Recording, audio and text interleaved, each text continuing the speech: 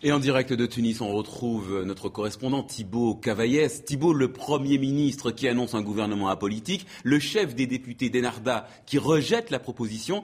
Est-ce qu'on peut parler d'une ligne de fracture au sein du mouvement islamiste ? Ouais, complètement. Et puis, en fait, il s'agit là de la première vérification de ce que l'on sentait depuis quelques semaines. Donc, cette division entre, d'un côté, Hamadi Jebali, qui représenterait l'aile modérée du parti islamiste, et de l'autre, donc, les plus radicaux, ceux qui ne veulent pas céder de terrain. Je pense à Rached Ranouchi, le leader, et toute son équipe.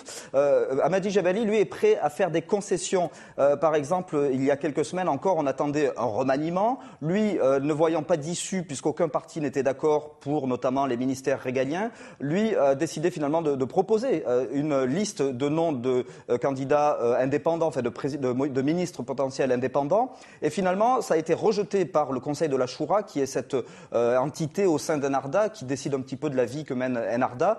Et ça a été rejeté. Il s'est donc déjà retrouvé isolé une première fois. Et puis alors hier soir, donc ce coup de force, un coup d'État, selon certains députés de l'opposition, un coup d'État politique légal, disait-il, où Hamadi Jebali a donc proposé de dissoudre le gouvernement à l'encontre donc des idées d'Ennahda. Alors il faut savoir que ça ne se fait pas comme ça. En fait, il doit présenter d'abord sa démission auprès du président de la République, qui doit l'accepter, et après donc reproposer un nouveau gouvernement qui doit être accepté par l'Assemblée nationale constituante. Alors demain, Thibaut, appelle à la grève générale. À quoi est-ce qu'il faut s'attendre ?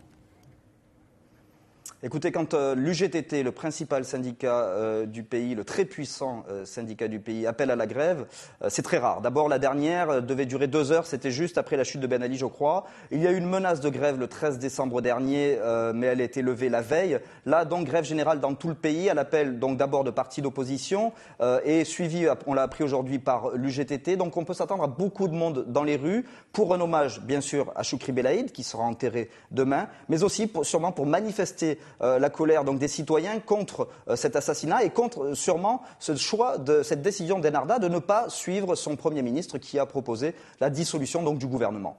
En direct de Tunis, Thibaut Cavaillès. Merci Thibaut.